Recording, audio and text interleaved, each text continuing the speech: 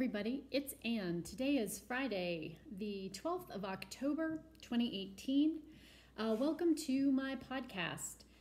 This is a combined podcast of my knitting, spinning, reading, cross-stitch hobby things, all kinds of crafty extravaganzas. So get yourself a little something to drink and something to craft, maybe a snack. Settle in. We're going to get caught up for my kind of usual 2-week recording. I thought today, since I got my hair cut and I actually had it dried and the whole thing, that I would take advantage of that and sneak in a podcast, but I am recording much later in the day than I usually do. Usually I try to record first thing in the morning, so the light's a little different, and I have help. The other helper is right here. Sorry for that up close and personal interruption. Anyway, things here are great. It is finally starting to feel like fall as I'm looking out across the valley where the Rio Grande is. The ski hill and the higher peaks, like the 10Kers, all have snow on them. Love it. Love the cold weather. We actually had a few spits of snow. It was sort of sleet, rain, snow back and forth. What day was that? Wednesday, I think? Tuesday or Wednesday. So no accumulation here, but it's definitely trying to be fall, and we can use a really heavy winter here with a good snowpack. New Mexico has been so super dry. Let's see, so a few life update things. Everything here is good. Like I said, enjoying the fall. I am getting ready to send off all of my product to the yarn guys to take with them to Stitches SoCal, which will be the first weekend in November. And I will be teaching there as well as attending. If you are planning on swinging through, please stop into the yarn guys / Wall of Yarn booth. I obviously won't be there the days I'm teaching, the times that I'm teaching, but I will be there otherwise. So that is rapidly approaching. I think that's my last big trip this year, so I'm okay with that. I'm ready to be home. I'm ready for it to be quiet for a couple of months, and with the holidays coming up and I've got family coming in, it'll just be nice to be home and not on the road for a little bit. If you are on the fence or thinking about signing up for the Celtic Shawl Club, the Celtic Year Shawl Club through the Woolly Wonka Fibers shop, that is open through the end of the month, so you still do have a little bit of time. I have a lot of people signed up for it this year, so I've already started getting all the dyeing and the package prep together. So obviously the first shawl that's themed on Samhain that will occur at the end of October, 1st of November. Obviously that's done because it's coming up really soon. But the designer for the Yule shawl, Kathleen Dames, she's already gotten it finished and sent me the sample, and it's gorgeous, gorgeous. I'm so looking forward to this year. I think the designers I've got lined up are going to do an amazing job with this. So if you have interest, that is happening through the end of the month, and kits will ship the 28th or thereabouts before I leave for Stitches SoCal. So that is the housekeeping for the shop. I'm going to talk about some knitting stuff now, although we kind of have been talking about that already. Except I can't get that writing implement to work. Knitting. All right. So what am I working on? I have finished 2 sweaters that I'm shooting photographs for tomorrow. Very excited about that, working with a new to me model.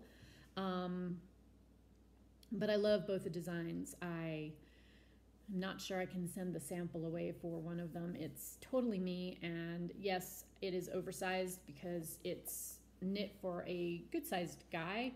But I don't care. I would wear it with black leggings, and I love it, and we'll hopefully share those pictures with you once I have them taken. So I have moved on to working on things for my Viking collection for early 2019, which I'm very excited about. I have one accessory that I've already started, but I've decided to not put it on hold, but I guess put it on hold because I'm not going to work on it. That is what the definition of on hold is. But it's a simple project, pretty portable, and I thought, oh, that'd be great plain knitting. So I'm going to wait and just take that with me on the plane to SoCal and know I can finish it while I'm, in transit. Excuse me, allergies again, still. So I'm working on that, but then I also cast on for the first of the sweaters. So much fun. It's tons of cables and snuggly goodness and a big shawl collar, and I'm just, yeah, in love with that one. So that's what I'm working on in my work knitting. Okay, personal knitting. I am still working on the Berroco socks, which I know you guys are like, are you not done with them already? But I don't work on them very often, so no, they are not done. Sock number 1, knit in Cherry Tree Hill sock in the Java colorway. It is finished. Here's a close-up of the stitch pattern, and that's pretty darn close for the colorway. This is deep, deep, deep stash. I have the second sock started. It is on the needles. I am having trouble working on this at night, which is basically when I would have time for personal knitting. The colorway is dark, so I kind of have to have good artificial light, and while I love how these are looking, this pattern is in no way, shape, or form intuitive as far as I'm concerned. I have to read the chart every single row. I don't have any visual cues on it, and it's not exactly random, but it's, I guess, as close to random as you're gonna get and not have it be truly random. So anyway, here is sock 2 on the needles, and you can see I've got about half of the leg left to finish before I start the heel. I did sub out the Fish Lips Kiss heel, which is kind of my preferred heel these days, so that's what I am using on these as opposed to the heel flap version that was written in the pattern. No specific time limit or clue on when those will be finished. I'm just going to work on them as I work on them. I then decided, since we are in October, that it was time to cast on some holiday knitting. I don't do a ton of gift knitting anymore.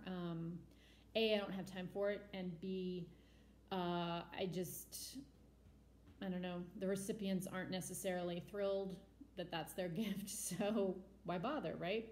However, I do know this one will be loved and appreciated. You need to stop. No. It is a really, really basic textured scarf. I'm knitting this with Berroco Alpaca Light. This is their Salt and Pepper colorway. It's kind of a nice heathery, tweedy, medium to dark charcoal gray. I had 3 skeins of it in stash. I have knit 1 of the skeins. Here's where it ends, and have started on the second one. So that's this section, and I have a 3rd ball to finish up. This isn't really exactly a pattern. It's just knit 2, purl 2 on an uneven number of stitches, and then come back doing the same stitch progression, and it looks like this.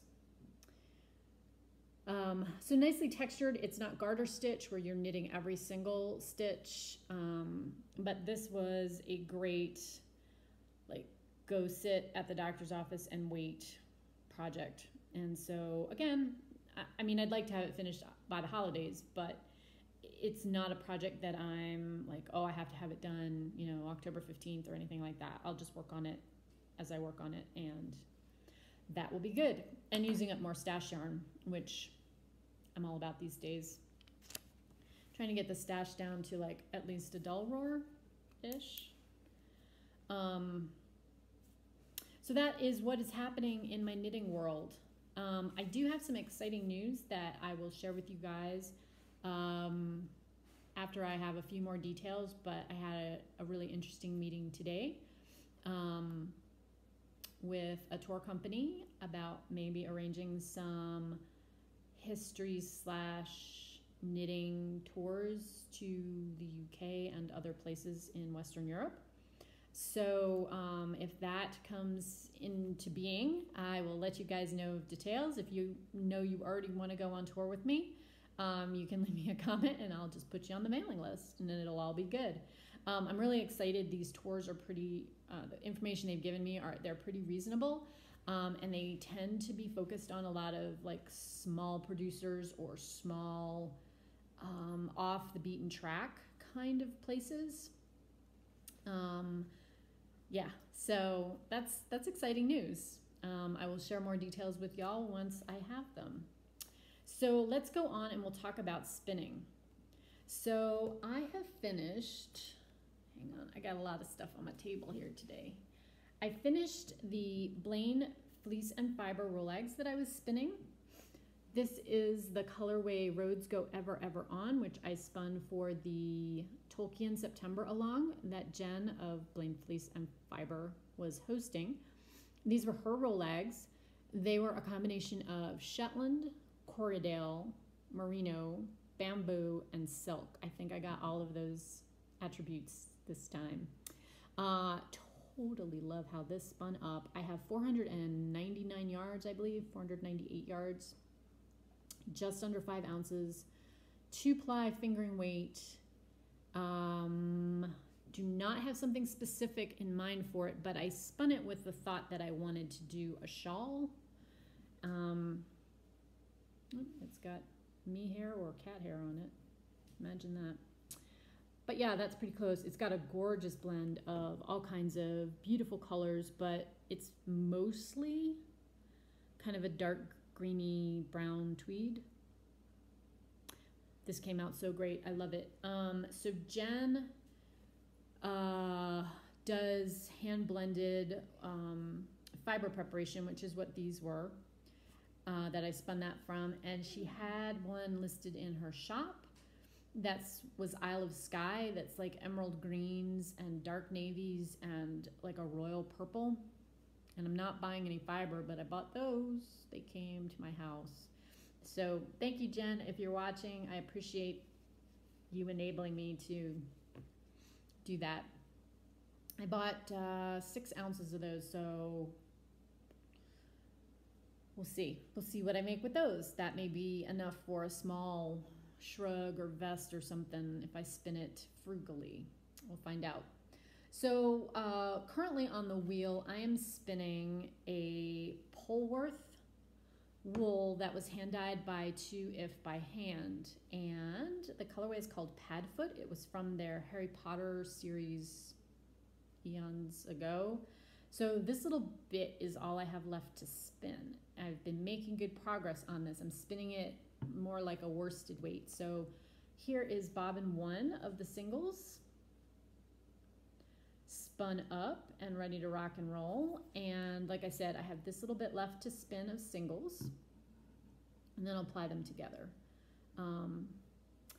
At the beginning of the year, beginning of 2018, I decided I was going to throw my hat in the ring to do a Blaine fleece and fiber spin your own or create your own spinning challenge. And I picked 5 pounds thinking I could get through that, but I don't think I'm gonna get there. I'm basically at 4 right now, and I don't think I'm gonna crank through another full pound between now and the end of the year, but we'll see. I'm trying. I'll get close. I just don't know if I'm gonna have it completely done, like all 5 pounds, which was my personal goal. Just other stuff going on this year, so it is what it is. I am still trying to make a dent in the hand spinning fiber stash, which is the biggest part of my stash. My yarn stash is actually not, personal yarn stash is actually not that bad, but the spinning fiber is way out of control, so trying to get that whittled down. And I may try to get some other projects knit up with it next year. I love working with hand spun, but I just, to try to commit to more personal knitting projects right now is a little problematic. So anyway, we'll see. I'm enjoying spinning it, and that's really the whole point because it's a hobby. So whatever I spin is great, and I'm happy with that. So that's it for the spinning. Let's go on and talk about reading. So last time that we talked, I told you guys that I was going to be starting a book called A Midwife's Tale by Laurel Thatcher Ulrich. And I had every intention of doing that, but I had put a book on hold at the library to request, when the ebook version got returned. And so I got pinged that I had that. And it's a fairly long book. It's over 500 pages. So I decided I needed to bump that up so that I could get it read before it has to go back. It is another history book, nonfiction, called Jane Austen at Home. The author is Lucy Worsley. I'm not sure how she says it. She's British. And as you might guess, it is about Jane Austen. But one of the better Jane Austen historical bent type books that I've read.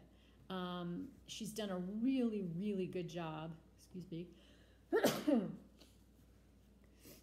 Allergies, not so great.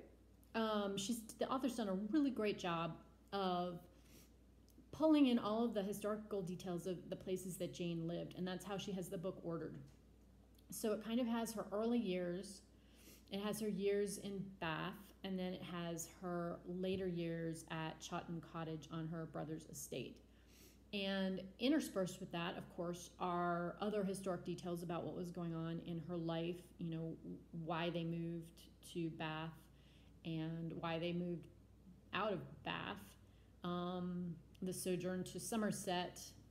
And it talks about the family history, things that were going on in the family, when her brothers got married and when when Cassandra's fiance died.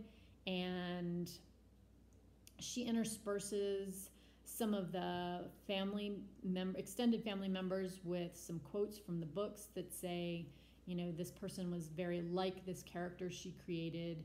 We can see similarities there. And the book is not only structured really well so that you can follow the story easily, but it's also written in an interesting way that I'm like, ooh, I know the story and I know what happens to her, and there's still points of interest in this book where I'm like, ooh, I have to read this next chapter because this is really interesting to see what happens next in Jane's life. So the fact that she's been able to make a subject that I've read several books about, and obviously have read her fiction books, as well as sort of known some other stuff about the time, it's really wonderful that this author can make this be a fresh topic. So I am currently, I think I'm on like page 382 or something like that. So I still have about 150 pages left in the book. Not done it by any means. So I'm getting there with that one. When I finish that, then I will pick up A Midwife's Tale, because that's a copy I own, so there's not as big a rush to, finish it, so it won't zip back to the library before I'm done it. But highly recommended if you like history, British history, Regency period history, or just are interested about Jane Austen. This is a great book. Really recommend it. It's an enjoyable read, but it's also super informative. So 2 thumbs up to the author for making it so. Okay, so now I'm going to hook you guys up with some cross stitch. Okay, so let's talk about what I have worked on since the last time we talked. I've got that, I've got a small bit of haul, and then I've got some plans. You need to go lie on your bed. Down.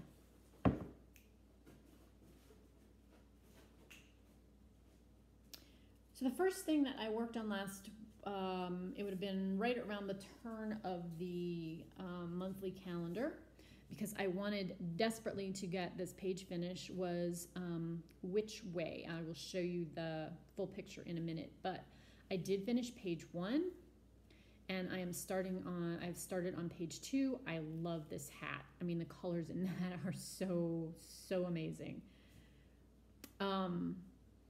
So my goal for the full coverage pieces that I had started when the year got going, when 2018 got going, I had 4, and I have gotten a page finish on every single one of them, which was my goal. So that makes me a very happy camper. And obviously I continued working on, love this. Artwork is by Molly Harrison, and it is charted by Heaven and Earth Designs. That is what she will look like when she's done. And this is the mini version. There is a version that is the mini with no background, but I'm obviously stitching the background. And I love it. I think it looks like marble almost, like pink marble. And so I've just started on her hair, and then obviously this great witch hat with the moon, the crescent moon charm on it, and then the big full moon that's starting behind her. Loved working on this. And I guess I should say that here in October, I've got a couple of new starts, but otherwise I'm letting the Tiny Decisions app pick my projects. So it picked that. Then the next thing it picked was Tempting Tangles, Key to My Heart. Let me not show you the pattern, just the picture.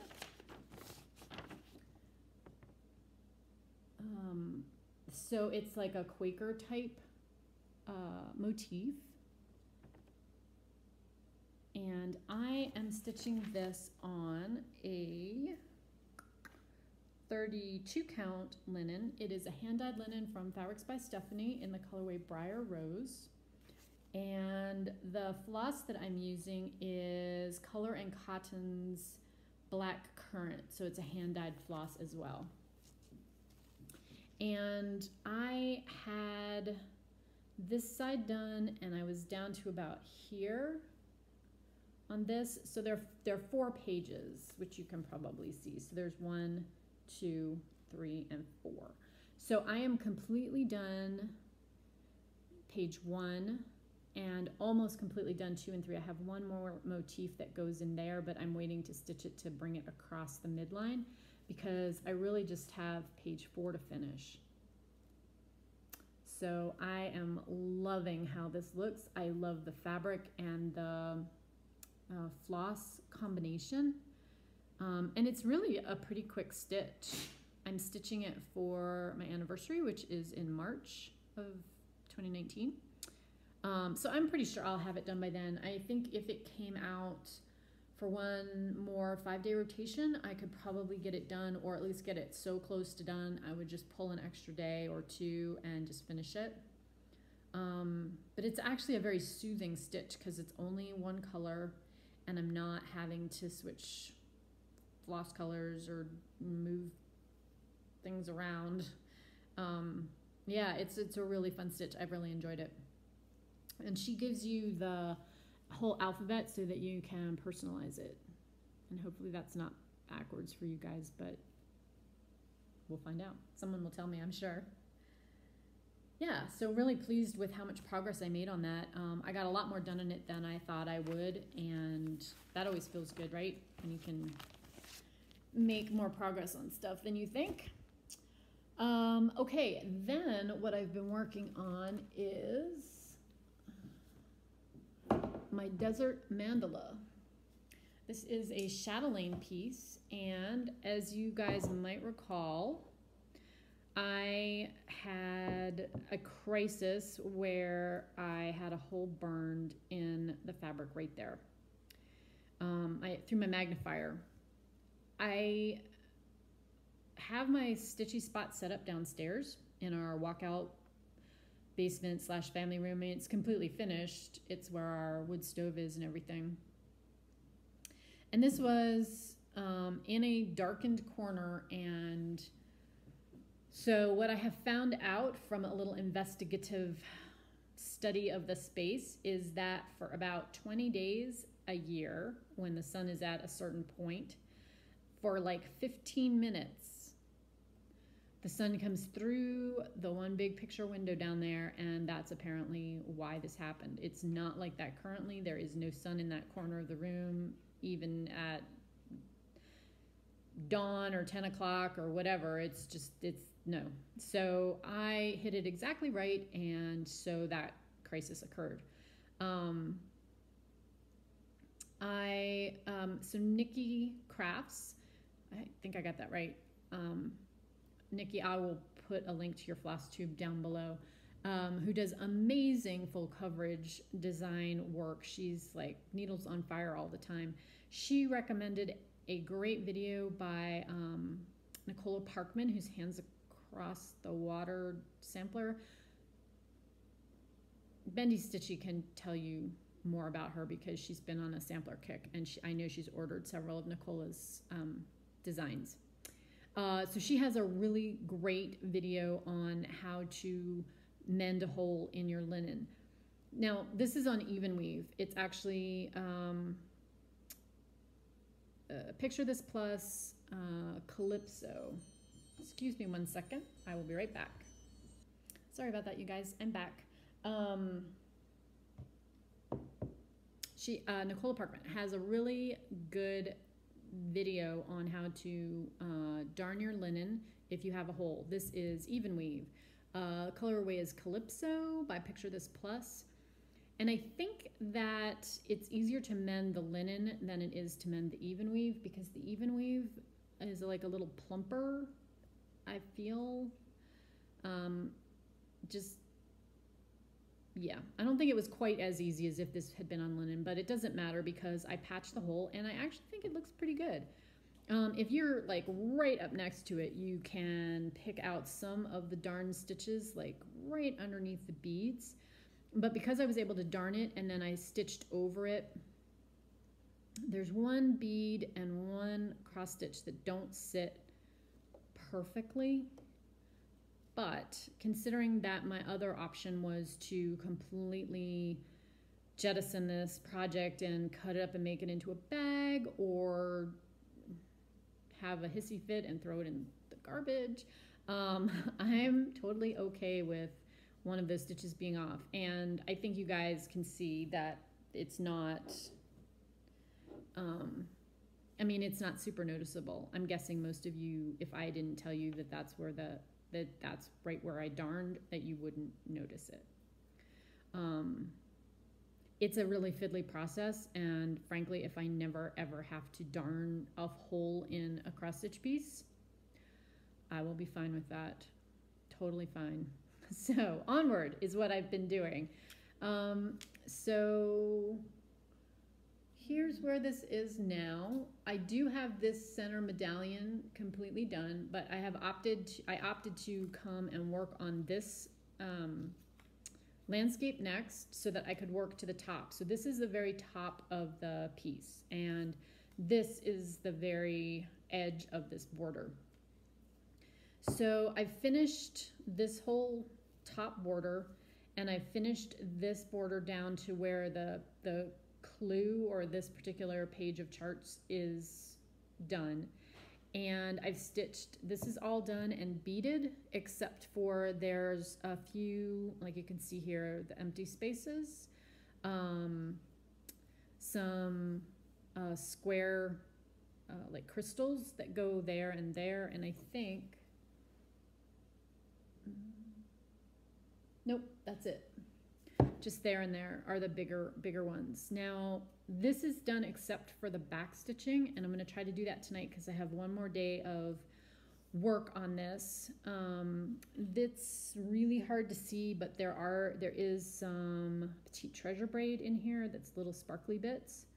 The feather is completely done, and it's on a separate page, but the next thing that I'll probably work on is in this section right here. There's a vignette, and I think this one is the jackrabbit. Each corner has an animal. There's a roadrunner, a jackrabbit, rattlesnake, and I can't remember what the fourth one is, but we'll find out together when I get there. So yeah, so this is basically done. I'm going to save those two bigger crystals for the end. I'm going to do those all at the end. So I'm going to try to get this back stitched tonight, finish that up completely. And then next time I pick this up, I will work on the vignette that's right here. So, love it. So happy with the fabric that I picked. I love how the colors are coming up on it. Yeah, just everything about it. And this feather, oh my gosh. I love how realistic that looks. It's amazing. So that's where that project is. So like I said, I have one more day that I'm going to work on that. So let's talk really briefly about haul, and then I will talk a little bit about my plans other than the one day that you guys already know about. Nothing too crazy, but this is the, excuse me for the crinkling. It's easy count, a small piece of 32 count. That will be for an ornament that I'm starting, which I'll talk about in plans briefly, and just a chunk of 28 count, easy count. So I know that is not the exciting portion of the haul. Let's talk about the fact that I finally got my order. Well, finally, I knew it was going to be several weeks, so it's not like I've been, where is it? I did get my order that I put in to use up my store credit, if you will, for the Stitch from Stash part 1 for 2018. I ordered some floss and some fabrics from Color and Cotton. These were just colors that I really, really liked. They're not necessarily to be used together, but these are colors in the shop, so it's not that it's part of her Angela's Floss Club. So you could get these anytime you want, although I think she did have some of these in one of her floss clubs. They were just colors I liked, and I was thinking about using for some of the drawn thread gardens at some point. So this is Tulle. This is Winter Sea. King's Blue Light. I have King's Blue, just the regular King's Blue, which I love. So this is kind of like a gradient where this is the latest. There's the regular King's Blue in the middle that I've had for a while, and then Winter Sea are kind of in the same family. Stonehenge. And then these are both Golden Mum. Love those. So those are just going in my Color and Cotton stash. Then I ordered a bunch of fabrics from her. This is 28 count opalescent linen. It is the colorway Sea Glass. Oh yeah.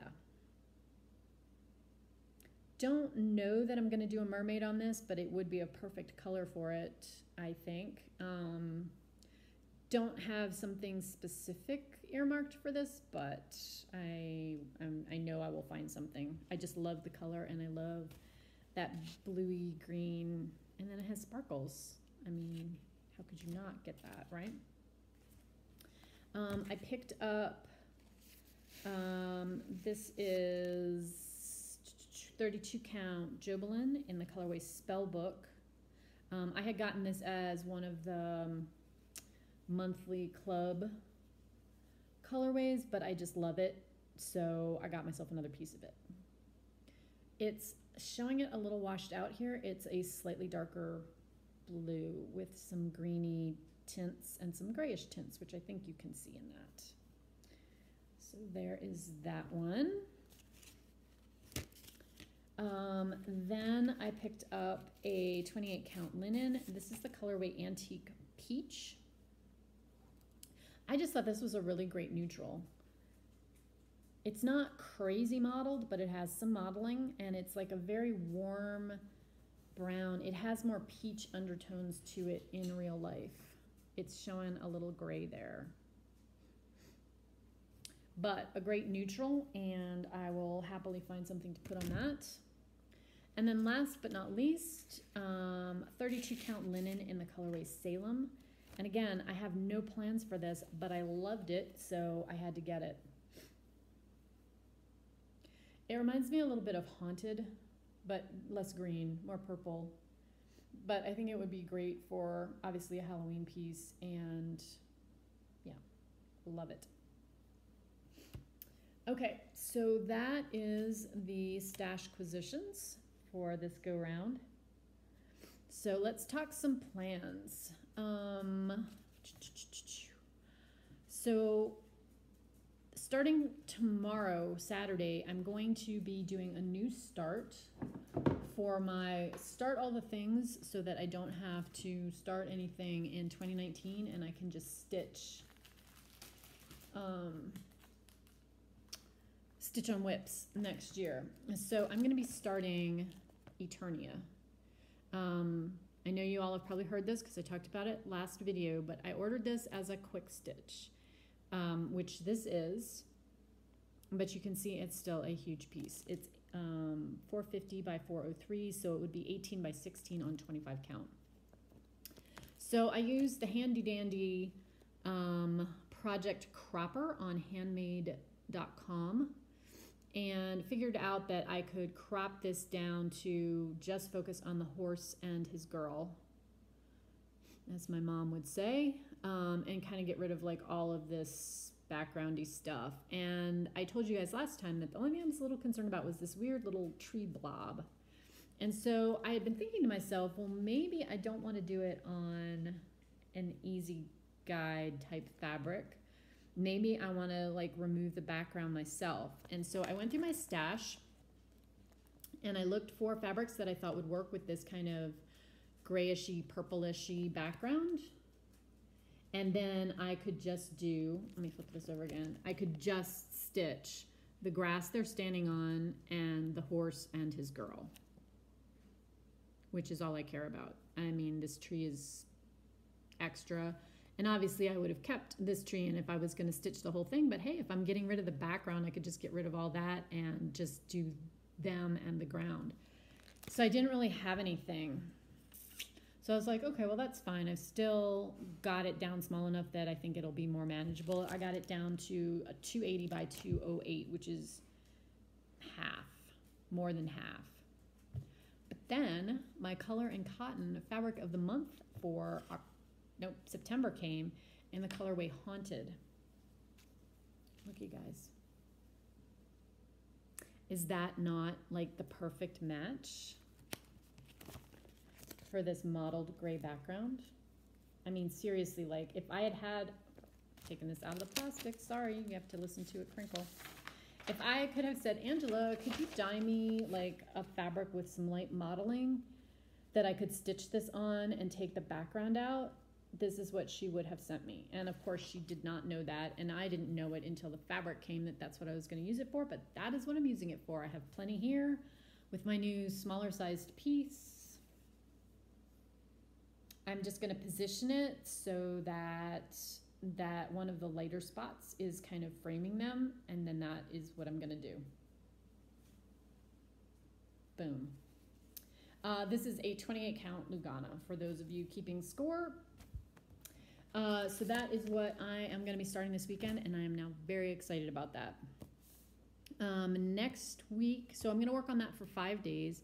Then I've got Autumn Fairy that'll come up in the rotation before the next time I talk to you guys. And let's see.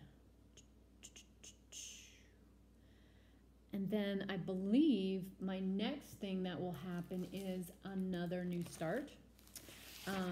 For Lady of the Woods. Love this one. Love it. Love it.